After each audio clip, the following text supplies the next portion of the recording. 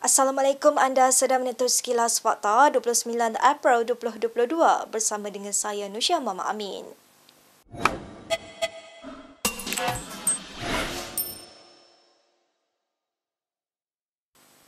Jawatan kuasa kira-kira wang negara perlu mempertimbangkan untuk menyoal siasat dua bekas anggota polis yang disabitkan kesalahan membunuh warga Mongolia Altantuya Sharibu. Ahli Parlimen Iskandar Puteri, Lim Kit Siang berkata, ia perlu berdasarkan siasatan rasmi Perancis mengenai dakwaan rasuah melibatkan penjualan kapal selam Skopin kepada Malaysia pada 2002. Dalam satu kenyataan, Lim berkata, PAC perlu mempertimbangkan untuk menyoal siasat Azila Hadri yang dijatuhkan hukuman mati dan Sirul Azhar Umar yang kini mencari perlindungan suaka di Australia. Selain itu, katanya PAC harus mempertimbangkan rayuan Parlimen kepada Agong untuk meringankan hukuman mati bagi Azila dan Sirul dalam usaha menentukan motif pembunuhan Altantuya. Untuk rekod mandat jelas PAC adalah untuk menyiasat perkara berkaitan kewangan kerajaan. Bagaimanapun Altantuya yang dibunuh pada Oktober 2006 dikaitkan dengan sekurang-kurangnya seorang yang terlibat dalam perolehan kapal selam itu.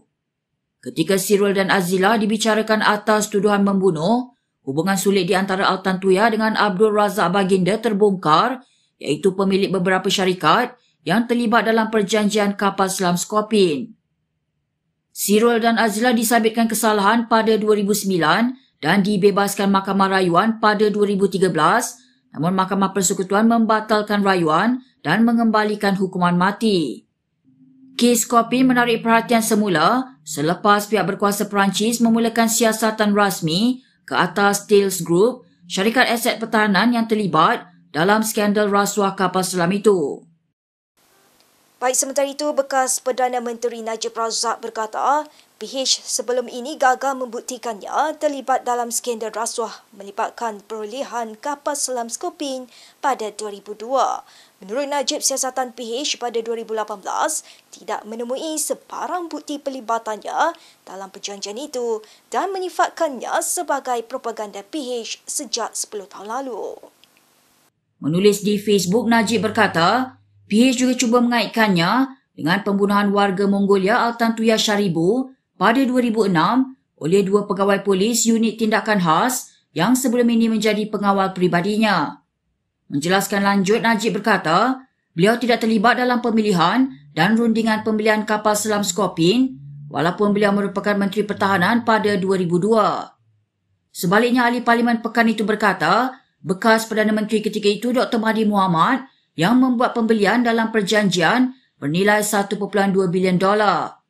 Sebagai sebahagian daripada perjanjian itu, kata Najib, satu kapal selam Agusta akan diberikan kepada Malaysia. Selain Lim Kit Siang, Ketua Pembangkang Anwar Ibrahim turut mendesak kerajaan dan pihak yang terlibat untuk menyatakan pendirian bagaimana skandal rasuah penjualan kapal selam Skopin akan dibawa ke muka pengadilan. Kita ke perkembangan berikutnya. Tidak timbul soal keikhlasan bersatu untuk bekerjasama dengan parti lain bagi menentang BN dalam PRU15 meskipun mereka masih bersama UMNO dalam kerajaan, kata Ahmad Faisal Azhumu. Timbalan Presiden Bersatu itu menegaskan apa yang pasti adalah Bersatu konsisten melawan kemungkaran dan salah guna kuasa.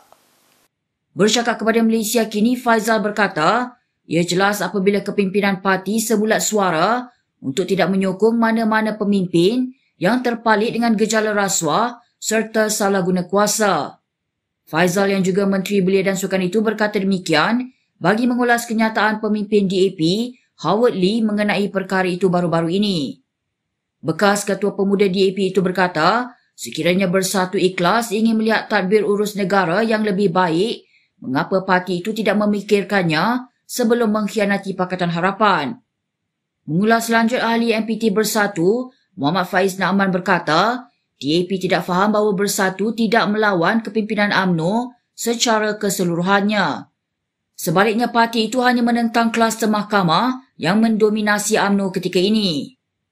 Pada 25 April lalu, Presiden Bersatu Muhyiddin Yassin berkata, parti itu sedia untuk menjalinkan kerjasama dengan mana-mana parti politik bagi memastikan BN berdepan saingan 1 lawan 1 pada PRU ke-15 akan datang. Calon Timbalan Presiden PKR Rafizul Ramli pernah dilamar oleh seorang bekas menteri yang dekat dengan Dr. Mahathir untuk menubuhkan parti baru. Dakwaan itu dibuat oleh Ketua Penerangan PKR Perak, Muhammad Arafat Varisai Muhammad. Bercakap kepada Malaysia Kini, Arafat berkata, sebelum Rafizi mengumumkan pencalonannya sebagai calon Timbalan Presiden PKR, dua wakil tersebut datang berjumpanya di Pejabat Invok di Kuala Lumpur. Menurutnya, kedua tokoh politik itu memberitahu bahawa mereka sedia membantu sekiranya Rafizi bersetuju untuk menubuhkan parti baru atau mengambil alih parti politik yang sedia ada. Bagaimanapun, kata Arafat, usaha berkenaan menemui jalan buntu setelah naib Presiden PKR itu menolak pinangan tokoh Menteri UMNO itu dan mahu kekal bersama PKR. Adun Hulu Kintai itu berkata demikian ketika diminta menjelaskan kenyataannya dalam kempen pemilihan PKR baru-baru ini. Dalam satu majlis di Gunung Rapat, Perak, Arafat yang juga Ketua PKR Cabang Tambun berkata tindakan Rafizi menolak tawaran tokoh UMNO itu membuktikan kesetiaannya kepada parti. Majlis itu turut dihadiri Rafizi dan beberapa pemimpin PKR yang lain.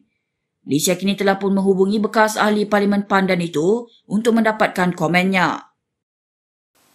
Berita seterusnya, Ahli Parlimen Gua Musang Tengku Razalik Hamzah akan mengetuai gabungan kerjasama yang dinamakan Angkatan Amanah Merdeka Rakyat Kelantan dalam usaha menumbangkan kerajaan PAS pada PRU 15. Perkara itu didedahkan oleh Timbalan Pengerusi Amanah Kelantan, Cik Ibrahim Muhammad semalam.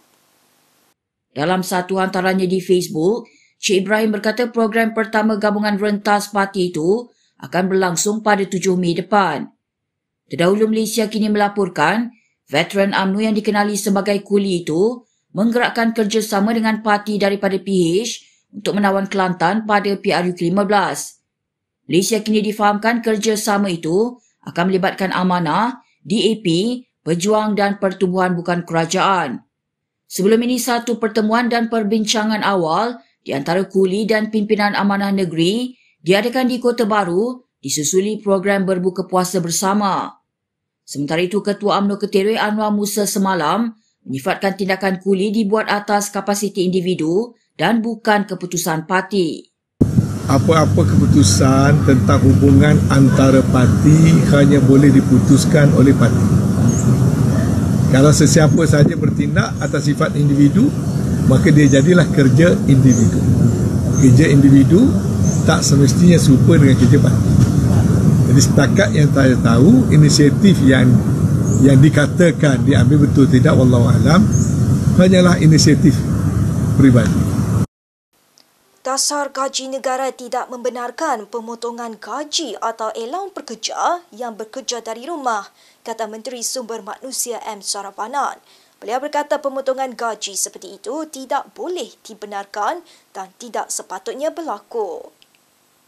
Saravanan mengulas laporan berita di mana Persekutuan Majikan Malaysia mencadangkan mereka yang memilih bekerja dari rumah wajar diberi gaji yang lebih kecil termasuk potongan allowance perjalanan. Pengarah eksekutifnya Syamsuddin Bardan dilaporkan mendakwa ada pekerja bersetuju dengan langkah itu kerana bekerja dari rumah akan menjimatkan kos perjalanan. Cadangan tersebut telah menimbulkan reaksi pelbagai pihak termasuk Ahli Parlimen MUAS Syed Saddiq Syed Abdul Rahman yang berkata pekerja masih perlu membayar bil elektrik dan internet apabila bekerja dari rumah. Sementara itu, dalam perkembangan lain, pelaksanaan gaji minimum RM1,500 yang berkuat kuasa 1 Mei ini sudah diwartakan pada 27 April.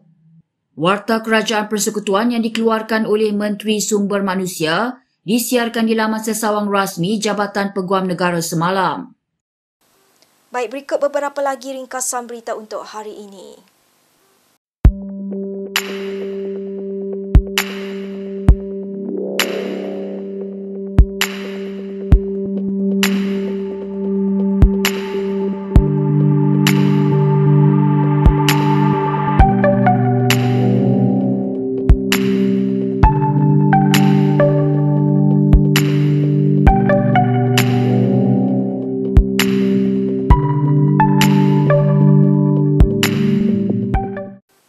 Sekian sahaja daripada saya, Nur Syahal Mama Amin untuk Sekilas Fakta. Untuk lebih banyak berita, anda boleh melayari kinitv.com. Anda juga boleh mengikuti kami di Instagram, Twitter, YouTube dan Facebook. Baik, Kini TV mengambil kesempatan ini untuk mengucapkan Selamat Hari Raya Aidilfitri dan kepada yang akan pulang ke kampung, berhati-hati di jalan raya. Salam hormat dan jumpa lagi.